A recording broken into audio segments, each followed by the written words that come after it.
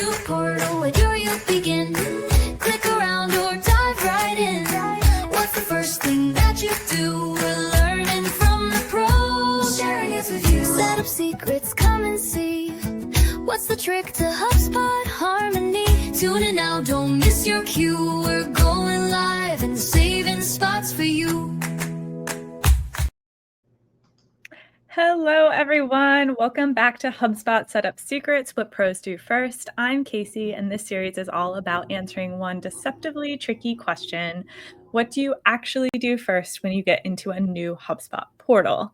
No two admins, ops pros, or HubSpot experts tackle it the same way, and that's exactly why I started this series. I've been inviting smart folks from across the ecosystem to share what they look at first and what they skip, and what they've learned along the hard way. Today's guest is Evan. How do you pronounce your last name, Evan? Kubitschek. Kubitschek. Yeah, exactly like it's spelled. All right. And I cannot wait to hear Evan's take. Whether you're brand new to HubSpot or knee deep in portal cleanup, I hope these conversations give you some fresh ideas and maybe even make you feel less alone in the mess. Evan, how are you doing today? I am well. As we were discussing just before we hopped on, we had a dramatic weekend with a tooth loss for my daughter, but we survived. We're here, and I'm ready to talk mops. Awesome. Yeah, losing of teeth does give me the heebie-jeebies a little bit. My niece had some loose teeth a few months ago, and she was doing the whole like thing where she could fold it all the way over, and it just Yeah, my wife's the same way. She absolutely hates it. I have it's all hard to watch for all time. I remember being a kid and thinking it was so fun to do. Like I can remember that, but now looking at it, I'm just like, oh. So when you said you pulled the tooth, I was like, I don't think I could do it. I don't think I've got this. Hangman's knot with dental floss. That's the secret. All right. Good to know. Good to know. All right. So Evan, before we get started, can you give a little bit of background on who you are, what you do, where you do it? Sure. So I'm based out of Raleigh, North Carolina. I am a strategic marketing operations consultant. I was devastated to realize when thinking about this intro that I've been doing this for just about 15 years, which I had not realized until this morning. So thank you for the existential crisis. I run a boutique marketing operations consulting firm called Grow Rogue. So we help B2B tech companies install the missing operational layer between buying marketing technology and scaling revenue. Awesome. All right. I was really excited to talk to you, Evan, as you already know, because most of these sessions have been really HubSpot evangelists like myself, and you are not as blindly loyal to HubSpot as I am. I have sipped at the HubSpot Kool-Aid, but I have not partaken to, I think, the depths of some people on LinkedIn. I primarily work in HubSpot because I prefer early stage companies, which almost by default means HubSpot. So I came up in HubSpot early in my career, and then I switched over to Marketo for almost a decade. I was a marketing champion. I bled purple for a while there. I don't know if I bleed orange, like orange and purple. I don't know if that's like dark brown, or I don't know what that yeah, it's just like to. brown. Actually, it might be like red. It might be actual blood. Oh yeah. I'm gonna have to look at. I can't remember my color wheel. But I've had my foot in both worlds. At this point, I'm probably 70% HubSpot, 30% Marketo in terms of client work. So I maintain feet in both worlds, but HubSpot is slowly winning out, I think, just because of the clients I prefer to work with. Yeah. Well, as you move over to the orange side, as they say, further and further, I always like to start with them. Jump right into it. What is the first thing you do when you go into a new HubSpot portal? The very first thing I do is check the subscription and the actual subscriptions that they have, because I don't think I ran into this in the same way in Marketo, where if you have Marketo, they've changed a little bit, but typically if you've got Marketo, you've got access to all the core functionality. And with HubSpot, especially when I'm working with a marketing leader who might not be a technologist, they will say they have something, and they will say, okay, this is what we'd like to do. Here are the things that I'd like to see out of this engagement. I said, well, great. Trust but verify. Let me take a look at your system first, and then I will tell you what you actually have access to. And that usually sparks some interesting conversations if Mm-hmm. didn't realize that a specific feature they thought they had is locked behind Sales Hub Enterprise or Marketing Enterprise or what it might be. Mm-hmm. But I'd like to immediately verify, are we all on the same level playing field here? Do we all understand what you have access to before we start to talk about scope or what we want to do in the engagement? So that's always 1A, is I want to see what your subscription looks like. That is fair and a good starting place. I personally work in a lot of enterprise subscription portals, just the type of work that I do. And I have definitely been caught a few times myself being like, oh yeah, no worries, we'll just do this thing. And then immediately get hit with a paywall, and I have to kind of crawl back to the client and say, so yeah, I told you we could do this thing, but we actually can't, or we can, but it's like a lot harder because we have to find a weird workaround. Yeah. I would say it's one of my flaws as a human. I'm absolutely the type that immediately starts to solution things in my brain as soon as someone poses a problem. But I have had to train myself as a consultant to say, let me verify that. Let me take a look at the documentation for you, because I have absolutely put my foot all the way up in my mouth doing that exact same thing. You're like, oh yeah, of course we can do that. Or especially coming from Marketo's core functionality and sometimes trying to translate that to HubSpot or vice versa, that's a recipe for disaster, because they do not translate one-to-one, and you can get yourself stuck as a consultant trying to do that. Yeah. And I've had even clients just moving from like MailChimp over to HubSpot where they're like, this is the way something is. And you have to be like, well, it's not in HubSpot, so we have to do it different. So it doesn't, any platform can kind of cause that. Yeah, I like to describe the systems as slant rhyme. Like, you think it's going to be one-to-one, but it's always like just a little bit different. Yeah. Or it's driving a car where the dials are just, you got a rental car, the dials are a little bit off. Like, you're still driving the same direction, but things are a little bit, it's uncomfortable to start until you get used to it. Yeah. Yes.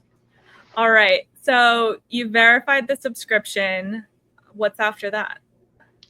So after that, I take a hard right turn and get out of the platform, and I want to talk to the people that are actually using the platform. So I often find that the technical elements as I step into a platform are the easiest. The human element, the people element, is primarily the hardest part, especially in early stage companies. I will typically have one advocate, whether that's a new marketing leader stepping in or someone who believes in HubSpot, has used it previously, but they are, I won't say shoving it down people's throats, but it's a little bit of, it's our way or the highway. This is how we're using HubSpot. And in many cases, I will be brought in after a month or two of that, and there's a lot of frustration across the team. So what I'd love to do is go on a listening tour and talk to the people that are using HubSpot across the team. And when I say meet with them, I want them to screen share, and I want to look over their shoulder and have them try and do their daily work. I don't want them to describe it to me. I want to see, okay, what are you actually clicking on? Where are you navigating to? I want to have a core understanding of what you're trying to do and where you think it fails. So is it a gap in terms of your subscription level? Is it a gap in terms of your knowledge on how to best use HubSpot? Or is it a gap of it just hasn't been built yet and you need someone to show you the way? And so that's always my step two, is in addition to my key stakeholder, I want to meet with as many sort of boots on the ground users as I can immediately when I start an engagement, so I have a really good sense of where everyone stands in the instance. I think it's a reverse demo is what I refer to them as. And I actually think the biggest takeaway I've had from running this series is the reverse demo. Like, I do way more of those since I started this series. I think I was definitely underutilizing that. But it can be so eye-opening. I did one, it was a couple weeks ago now, and my client, it was a sales rep, and I'm just watching him copying and pasting properties, like just from one property to another. And I was crawling out of my skin because I was like, it doesn't have to be like this. Yeah. But go ahead. Sorry. But you don't know. And a lot of times people don't know. Like, they never said they needed help moving properties. Like, that never would have, I don't know if that ever would have come up as like a pain point. Even it was a pain point, but I just don't think they didn't know there was another option.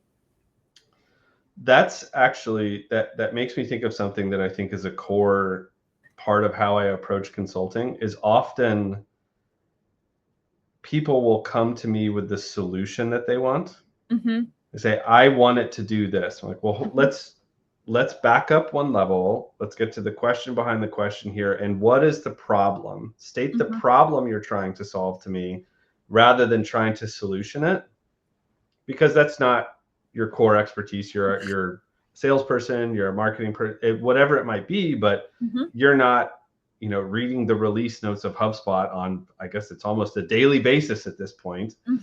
And so giving me the problem so that I can map a solution against that and present it to you, or a couple of different paths, rather than trying to shoehorn myself into the single solution you've already identified, is also a big piece of how I do consulting. I want to hear the problem statement, not the solution statement, and then back into the problem. Yeah, I think that is really wise, but it's deceptively hard to do, because as consultants, someone tells us, hello, I would like you to build a sales handoff process, and I want it to look like this. And then you build it and you're like, I've done it, thank you. But if it's not addressed, if their sales team is frustrated because they're not getting qualified leads, it wasn't the handoff process. It wasn't that they needed a new way of getting notified. It was that there's a broken link between who's actually getting passed to sales. Yeah, that's another learning that I've had, is no matter how beautiful I think my templates are, when the rubber meets the road, I've described it to clients as, I will give you 80% best practice and 20% your practice, because it's so critical to capture, to your point, what they're actually trying to solve before you start architecting. And also, I think another piece that I'm very careful to do is iterate rather than have just a single deliverable. So show a prototype, show how it's going to work with async video, whatever it might be, but show them how it's going to function so they can poke holes in it early, rather than have something fully formed and finished at the end that doesn't meet their needs because you missed it with the reverse demo, or you didn't ask the right question, or they just didn't see it enough as you were building it. That's another learning that I've had over my 2 years of being independent. How do you prioritize who those reverse demos are with? I do prioritize it based on my ultimate stakeholder. So that's typically going to be a head of marketing, maybe a head of sales who will be involved as well. It depends on what hubs they have access to. But I will always advocate for people who touch those hubs, even if the marketing leader is ultimately responsible. If someone who is not on her team is in the hub every day, I want to make sure everyone has a good experience. Kind of the rising tide lifts all boats. Yeah. And often, with enough perspective, you can architect a solution that's going to help everyone, not just I made this little corner of the house beautiful, but the rest of the house is a mess. And so trying to get away from spot fixes to something that will help everyone, I think is always really, really powerful, especially when you think about something that's going to require new properties or new workflows.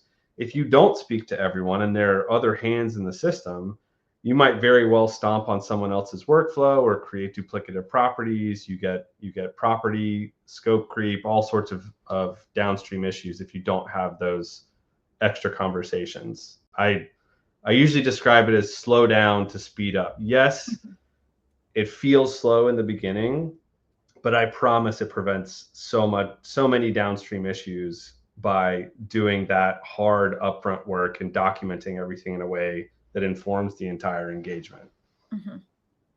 Yeah, I have heard that too from people to slow down. A lot of times when you get into a portal and it's a new project, you want to start moving, you want to start moving the needle, you want to start showing your value. But sometimes when you work too quickly, you end up creating kind of a mess you didn't mean to, or you're working on things that you didn't know were set up intentionally and things like that.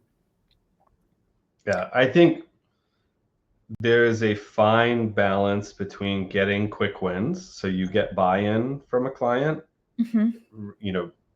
solving immediate pain or solving something that they didn't know they had access to, but it's more art than science, where it's like, okay, yeah, if I solve this, I don't see any downstream issues, I don't see any corresponding workflows or how this is used. I'll go after those rather than something that is the linchpin of multiple processes or multiple workflows. And that's something that I've absolutely, to your point, had to learn the hard way. Is give them an easy solve, but make sure it's maybe a little compartmentalized from some of their core processes. Yeah. All right. So I know you had a little bit of a list and you've checked the subscriptions, you've done some reverse demos. Are those the main two things you start with, or is there more? I would start with those two, and then I'm going to go immediately into a data dictionary.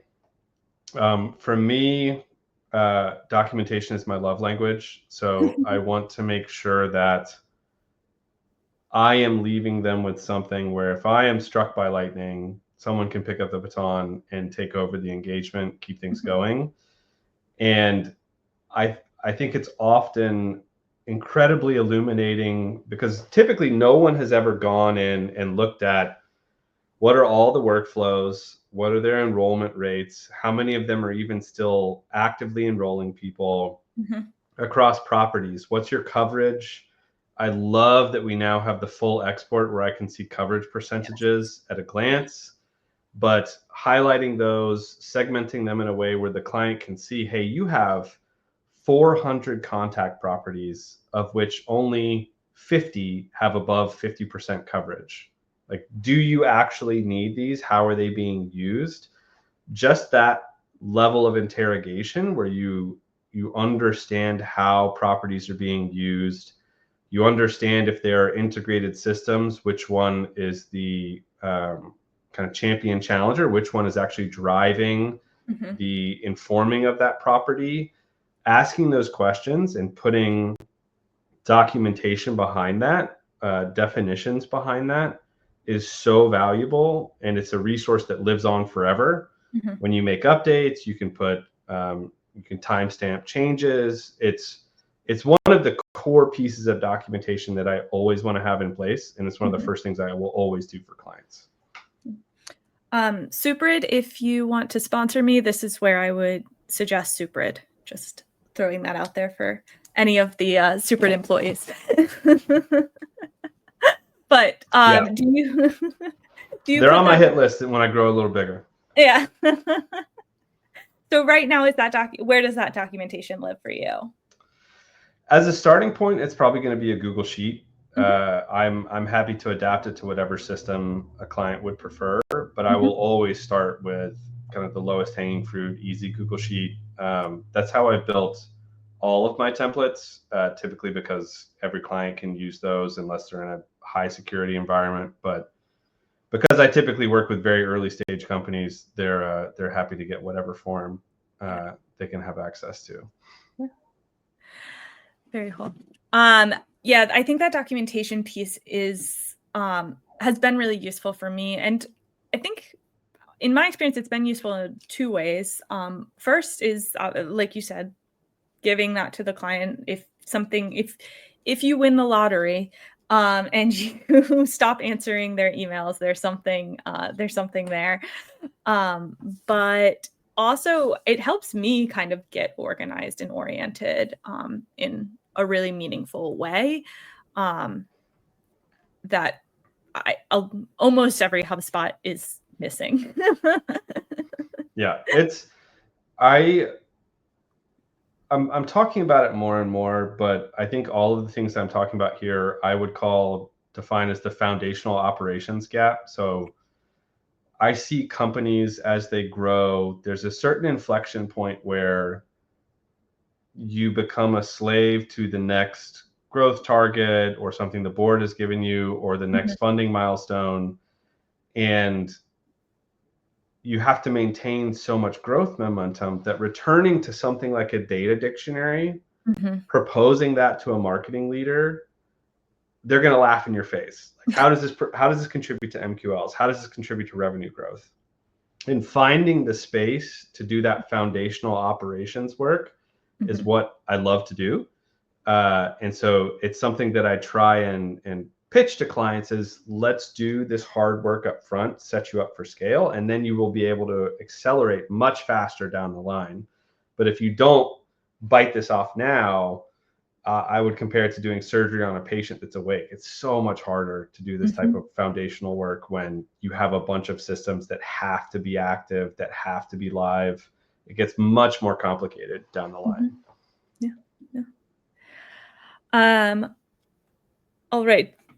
Are those your big three? I had my list here. All right. I think the last one is probably going to be around users and understanding their permission levels, understanding who's actually in the system. I do love, Marketo will always have my heart, but it is much easier to evaluate what people are doing in HubSpot and how often they're in the system and what they are touching. So that's another thing that I love to work on in conjunction with those reverse demos, is to understand, okay, well, who is actually in there touching the system and making edits, and do they have a vision for what they're doing? Do they have any documentation around what they were building? Kind of hunting out those nuggets. What is it? Someone used to grade, it was a truffle pig. It's like a truffle pig. You're back in there like trying to find like those little nuggets of like, okay, what have people been doing? Why are they trying to build this? Do they maybe have a project plan that I can take a look at? Like, is there any documentation hiding back there? But understanding how the users are interacting with the system, and then if people understand the level of access someone has. It's very common for me to walk into an instance where literally every user has super admin rights. Yes. And there are no controls whatsoever. Properties are being created every day. There's situations like that where I want to understand within the first day or two exactly who's touching the system and whether we can pull back some of those permissions. Yes. And that would probably be like my top four. Those are your top four. All right. Yeah. You did mention this, but I did want to ask, like, since you work primarily in HubSpot and Marketo, are there early stage steps that are easier in HubSpot compared to Marketo, like the user evaluation? Yes, I think user user assignment via teams and permission sets is a little bit easier to manage in HubSpot and to interrogate. I do also think that,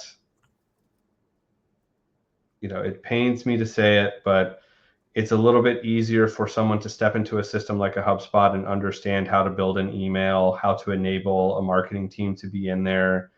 And then I do like a lot of, like, if I'm investigating a new instance and I want to understand how integrations work, Launchpoint is incredibly powerful, but often things are custom written. Whereas a lot of my clients at the beginning are using marketplace apps, which are much easier for me to evaluate and understand what they're doing with them. So I would say overall, HubSpot at the stage that I like to work at, it's much easier to understand what's going on in the system than a Marketo. And then Uno reverse. What is easier early stages in Marketo that HubSpot makes more difficult? Oh man, foldering and tokens. I miss them every single day. It pains me. And this might just be because I worked in Marketo for so long that I am like folder pilled, and that's how my brain organizes things. But a beautiful folder tree with universal tokens for important fields, that's the one thing I miss more than anything. Is if you get into a Marketo instance early enough and you do your tokenization correctly, the downstream effects of that at a program level are incredible in terms of the efficiency gains, the ability to craft programs and campaigns. And I think the last one that still pains me quite a bit is Marketo's conception of a campaign is very closely aligned to Salesforce. So a program corresponds to a campaign, corresponds to a Salesforce campaign. Whereas HubSpot considers a campaign a bucket of assets. And so to iterate a campaign member status is much easier in Marketo. And I think that's not necessarily a knock against HubSpot. It's just they define it differently. Yeah. But if a client is working in HubSpot and using Salesforce as their CRM, explaining that no, a campaign is not a campaign and a contact is not a contact, explaining those object relationships can get pretty spicy. And it's maybe just a nomenclature thing, a definitional thing that Marketo does because it's designed to work with Salesforce. So it really just depends on the client. If they're using Salesforce, that's where that slant rhyme comes in, where they're going to have to do a bit of education between HubSpot and Salesforce and exactly how these things function.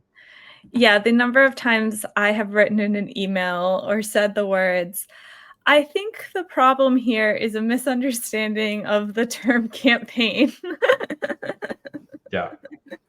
That one, I do think the majority of people are still thinking of it as the Salesforce conception, even if they're in HubSpot. And so having to explain that, well, no, this houses everything that you're using in the campaign, but it's not, you can even add a goal, you can add levels of success here, but it's not going to be, I want to see a member status, I want to see a campaign member object. It's quite different, and you have to get used to that. If you want that, you got to buy Salesforce. I get a lot of that. Well, why doesn't it do this? Like, because it's not that tool. It's just, they're just different. They're just different. All right. Any final thoughts, Evan? My final thought would be, having partaken of the grape Kool-Aid and the orange Kool-Aid, I will always orient toward process and people over platform. I think defining the strategy before you think about purchasing any tool is always the way to go. I do not believe that HubSpot is orange Jesus. I do not believe that Marketo is purple Jesus. There are use cases that are perfect for both platforms. And to think otherwise, I think is a bit silly. So maybe don't take yourself too serious if you're an elite HubSpot partner. That's my one tiny little jab for Marketo at the end there. That's your little jab for That's my one punch back for Marketo right at the end. right at the end at me. No problem. Well, that's a wrap on today's HubSpot Setup Secret session. Huge thanks to Evan for walking us through his setup flow and what he focuses on first. If you've been watching and thinking, wait, I've been skipping that, or I never thought to check that first, same. That's the beauty in the series. If you've got tips of your own or want to hop on and share what you do first in a new portal, shoot me a DM. I'd love to keep the convos going. And if you want to catch up on past episodes, they are all up at caseycohub.com/setup, which is going here somewhere. Thanks for watching and see you next time. New portal, where do you begin? Click around or dive right in. What's the first thing that you do? We're learning from the pros, sharing it with you. Setup secrets, come and see. What's the trick to HubSpot harmony? Tune in now, don't miss your cue.